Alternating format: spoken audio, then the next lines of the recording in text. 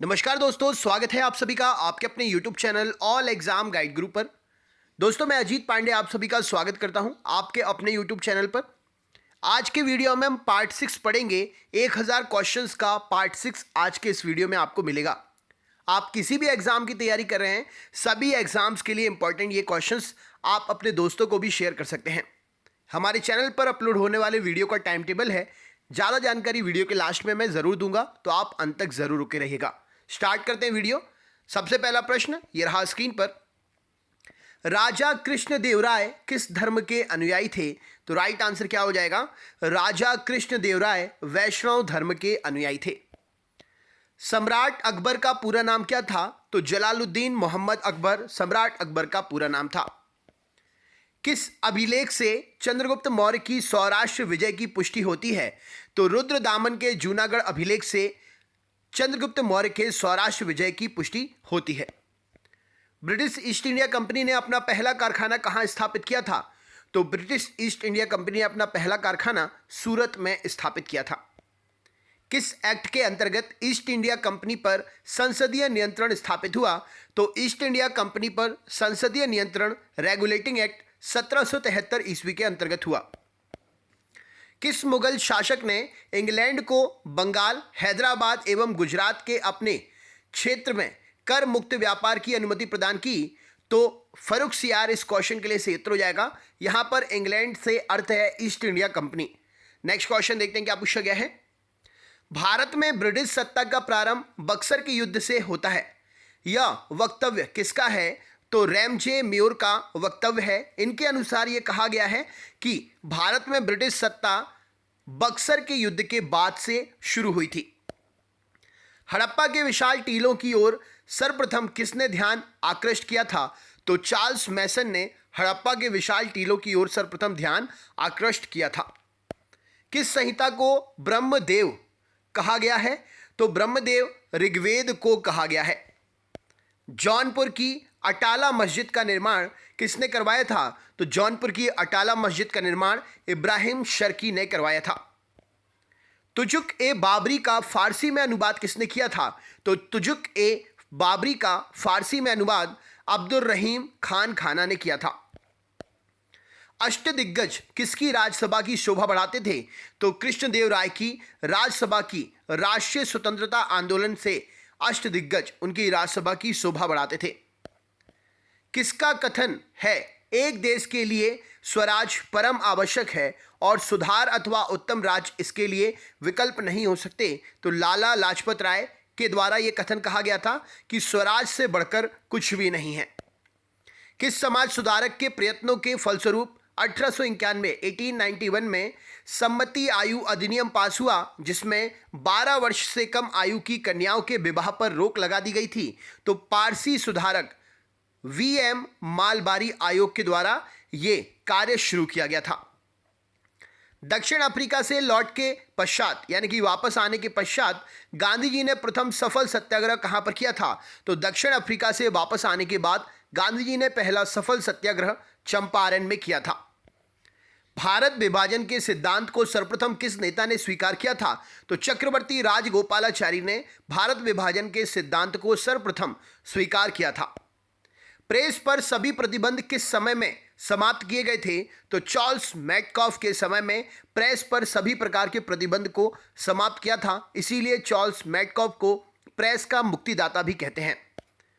Kakori rail डकैती कांड किस वर्ष हुआ था? तो 1925 में काकोरी रेल डकैती कांड हुआ था। सवर्ण हिंदुओं की फांसीवादी कांग्रेस कहकर कांग्रेस का चरित्र निरूपण किसने किया था? तो सवर्ण हिंदुओं की फांसीवादी कांग्रेस ये वक्तव्य मोहम्मद अली जिन्ना के थे। गांधी जी ने भारत में प्रथम उपवास किस घटना के संबंध में रखा था? तो अहमदाबाद की मिल हड़ताल के विरोध में, जो मजदूरों से रिलेटेड थी, उसके विरोध में गांधी जी ने सबसे पहला अपना उपवास रखा था। भारत की राजधानी कलकत्ता से दिल्ली स्थानांतरित करने की घोषणा कब की गई थी? तो 1911 में भारत की राजधानी कलकत्ता से दिल्ली स्थानांतरित करने की घोषणा की गई थी। कॉमनवेल्थ पत्रिका का प्रकाशन किसने किया था? तो एनी बेसेंट के द्वारा कॉमनवेल्थ पत्रिका का प्रकाशन हुआ था। असहयोग आंदोलन के दौर में अलीगढ़ में किस राष्ट्रीय शिक्षा संस्थान को स्थापित किया गया था? तो जामिया मिलिया इस्लामिया। ये भारतीय राज्य व्यवस्था एवं संविधान के अंतर्गत इसको स्थापित किया गया था असहयोग आंदोलन के दौर पर।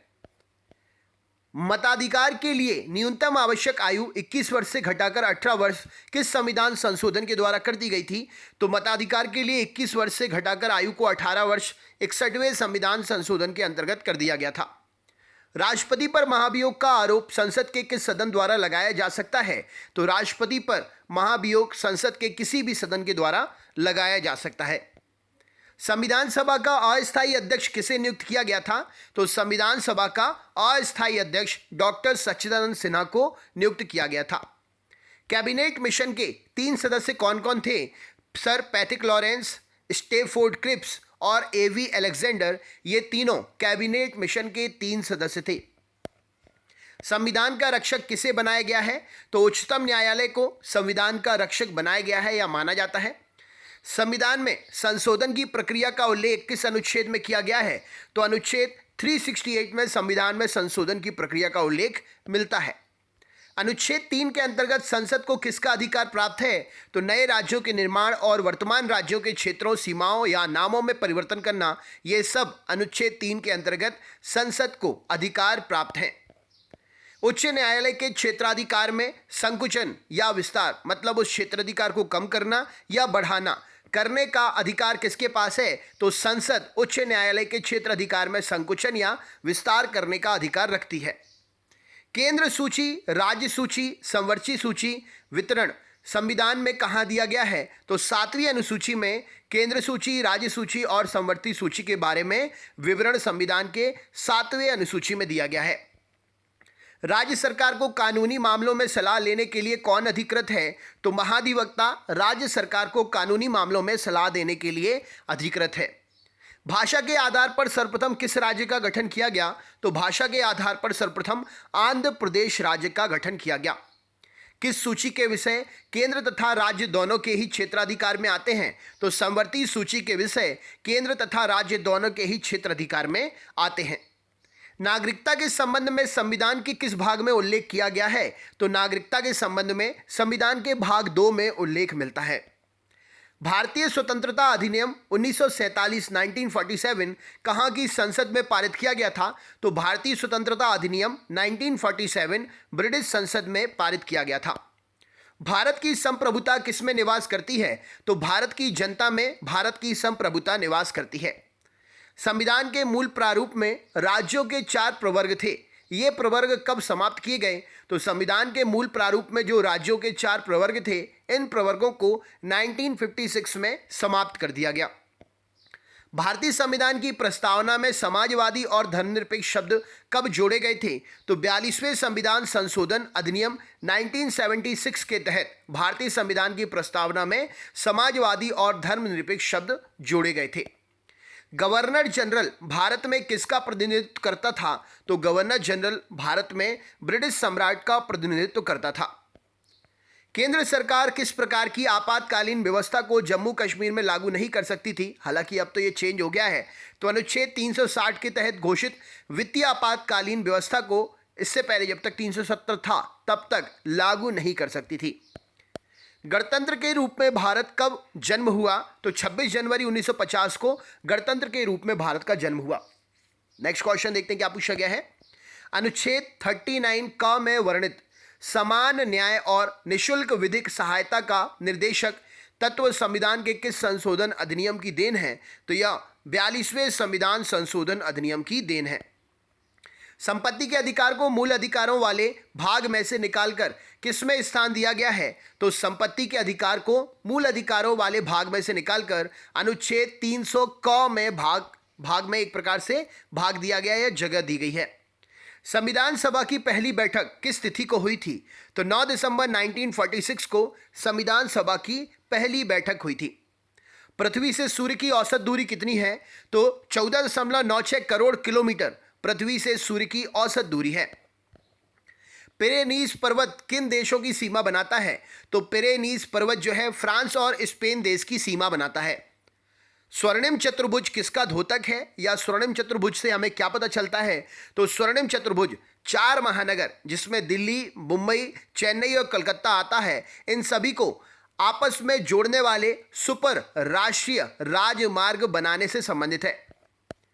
तेलुगु गंगा परियोजना के जल में हिस्सेदारी कौन से राज्य हैं? तो तेलुगु गंगा परियोजना में आंध्र प्रदेश, महाराष्ट्र और कर्नाटक हिस्सेदार हैं। नर्मदा और ताप्ती नदियों से घिरा कौन सा पर्वत है? तो नर्मदा और ताप्ती नदियों से घिरा सतपुड़ा पर्वत है। संसार के निकेल उत्पादन में लगभग 90% योगदान किस देश का है? तो कनाडा का योगदान है 90% निकेल उत्पादन में। नेक्स्ट क्वेश्चन देखते हैं। अगले प्रश्न पर चलते हैं। क्या पूछा गया है? ये रहा स्क्रीन पर। प्रायद्वीपीय पठार की अधिकांश नदियां पूर्व की ओर बहती हैं और बंगाल की खाड़ी में गिरती हैं। कौन सी नदियां पश्चिम की ओर बहती हैं और अरब सागर में गिरती हैं? तो इसका सही उत्तर क्या हो जाएगा? नर्मदा और ताप्ती प्रायद्वीपीय पठार की ऐसी दो नदियां हैं जो पश्चिम की ओर बहती हैं और अरब सागर में गिरती हैं। कुओं द्वारा सिंचाई का सर्वाधिक अनुपात क्रमशः राजस्थान, गुजरात व उत्तर प्रदेश में है।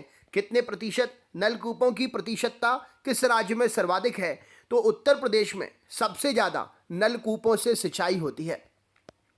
जस्ता के लिए प्रसिद्ध जावरा की खाने या जावर की खाने किस राज्य में स्थित हैं? तो जस्ता के लिए प्रसिद्ध जावर या जावरा की खाने राजस्थान में स्थित हैं। किम्बरले किसके लिए प्रसिद्ध है? तो किम्बरले हीरे एवं सोने की खदान के लिए एक स्थान है जो कि प्रसिद्ध है। भारत का रुपया कौन सी मुद्रा है? तो विधिग्राह मुद्रा है भारत का रुपया। वह मुद्रा जिसमें शीघ्र पलायन कर जाने की प्रवृत्ति होती है, उस मुद्रा को क्या कहते हैं? तो वह मुद्रा जिसमें शीघ्र पलायन कर जाने की प्रवृत्ति होती है उसे हॉट मनी कहा जाता है। वह मुद्रा जिसकी आपूर्ति की तुलना में मांग लगातार अधिक रहती है उसे क्या कहते हैं? तो उसे हार्ड करेंसी कहते हैं। सरकार द्वारा पुरानी मुद्रा को समाप्त कर नई मुद्रा का चालन क्या कहलाता है? तो उसे विमुद्रीकरण कहा जाता है। सरकार द्वारा पुरानी मुद्रा को समाप्त करके नई मुद्रा को चलाना विमुद्रीकरण कहलाता है। बाजार के नियम के प्रस्तुतकर्ता कौन थे? तो बाजार के नियम जेबी से के द्वारा बाजार के नियम का प्रस्तुतिकरण दिया गया, जो कि एक अर्थशास्त्री थे। माल एवं सेवाओं की पूर्ति की तुलना में मुद्रा की पूर्ति में कमी किस कारण से होती है? तो मुद्रा संकुचन के कारण माल एवं सेवाओं की पूर्ति की तुलना में मुद्रा की पूर्ति की कमी होती है। कौन सी मुद्रा आपूर्ति नियंत्रण में सहायक नहीं होती है? तो मुक्त बाजार नीति की मुद्रा मुद्रा आपूर्ति नियंत्रण में सहायक नहीं होती है। वह अवस्था जिसमें मुद्रा का मूल्य गिर जाता है और कीमतें बढ़ जाती हैं उसे क्या कहते हैं? तो उसे कहते हैं स्टैगफ्लेशन। नेक्स्ट क्वेश्चन देखते हैं। मुद्रास्फीति से बाजार की वस्तुओं पर क्या प्रभाव पड़ता है? तो मुद्रास्फीति के कारण बाजार की वस्तुएं जो हैं महंगी हो जाती हैं। नेक्स्ट क्वेश्चन देखते हैं। स्तनधारी प्राणियों में रक्त का सबसे अधिक तापमान किस पशु का होता है? तो स्तनधारी प्राणियों में रक्त का सबसे अधिक तापमान व्हेल मछली में होता है। रेडियो एक्टिवता की इकाई क्या है? तो बैक्यूरल रेडियो एक्टिवता की इकाई है। ध्वनि से संबंधित विज्ञान की शाखा को क्या कहते हैं? तो ध्वनि से संबंधित विज्ञान की शाखा एक्रोस्टिक कहलाती है। अगले क्वेश्चन पे चलते हैं। अगला प्रश्न आपसे पूछा गया है, प्रदीप्ति घनत्व का मात्रक क्या होता है? तो प्रदीप्ति घनत्व का मात्रक लक्स होता है। बादल का हवा में तैरने का कारण क्या है? तो वायु की श्यानता एवं अपने कम घनत्व के कारण बादल जो हैं हवा में तैर सकते हैं। जीवन के उद्भव का प्रथम वैज्ञानिक विवरण किस वैज्ञानिक ने प्रस्तुत किया था? तो एआई ऑपेरिन ने जीवन के उद्भव के प्रथम विवरण को एआई ओपेरिन नाम के वैज्ञानिक ने प्रस्तुत किया था। इंसुलिन की खोज किसने की थी? तो एफजी बेंटिंग एवं बेस्ट ने इंसुलिन की खोज की थी। विटामिन सी का रासायनिक नाम क्या है? तो विटामिन सी का रासायनिक नाम एस्कॉर्बिक अम्ल है। पानी का अधिकतम घनत्व किस ताप पर होता है? तो पानी का अधिकतम घनत्व 4 डिग्री सेल्सियस तापमान पर होता है। एपिलेप्सी रोग का संबंध किससे है? तो एपिलेप्सी रोग का संबंध नाड़ी संस्थान से है। ईलो प्रणाली का संबंध किस खेल से है? तो ईलो प्रणाली का संबंध शतरंज खेल से है। टाइम आउट शब्द किस खेल से संबंधित है? तो टाइम आउट शब्द क्रिकेट से संबंधित है। एशियाई खेल सर्वप्रथम कब और कहां आयोजित हुए थे? तो 1951 में नई दिल्ली में सबसे पहले एशियाई खेल आयोजित हुए थे। प्रथम दक्षेश खेल कहां आयोजित किए गए थे? तो काठमांडू, जो कि नेपाल में है, सबसे पहले दक्षेश खेल आयोजित किए गए थे। टेर फलगर ट्रॉफी किससे प्रदान की जाती है? तो टेर फगल ट्रॉफी जो है राष्ट्रमंडलीय खेलों में भारोत्तोलन की चैंपियनशिप जीतने वाले देश को यह प्रदान की जाती है ट्रॉफी। याद रखिएगा, ट्रॉफी का नाम है टेर फलगर। नेक्स्ट क्वेश्चन देखते हैं।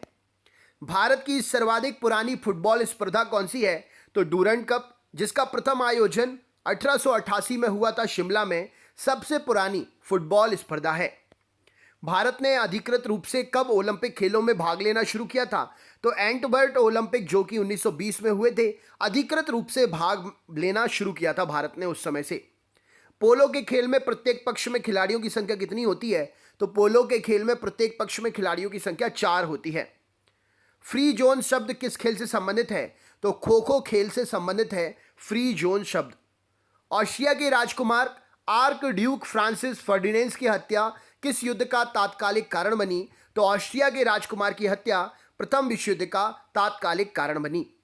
किस वंश के सम्राट शिन हुआंगली ने चीन की महान दीवार का निर्माण करवाया था? तो शिन वंश के संस्थापक थे शिन हुआंगली, जिन्होंने चीन की महान दीवार का निर्माण करवाया था।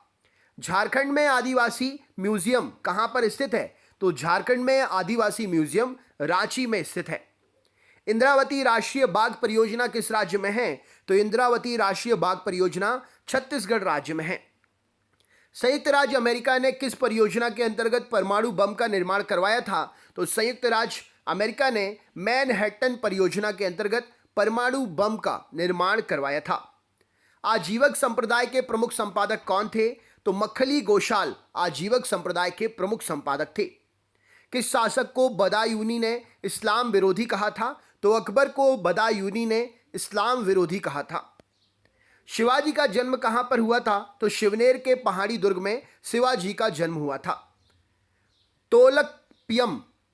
तोलकप्पियम क्या है? तो संगमकालीन तमिल व्याकरण ग्रंथ है तोलकप्पियम।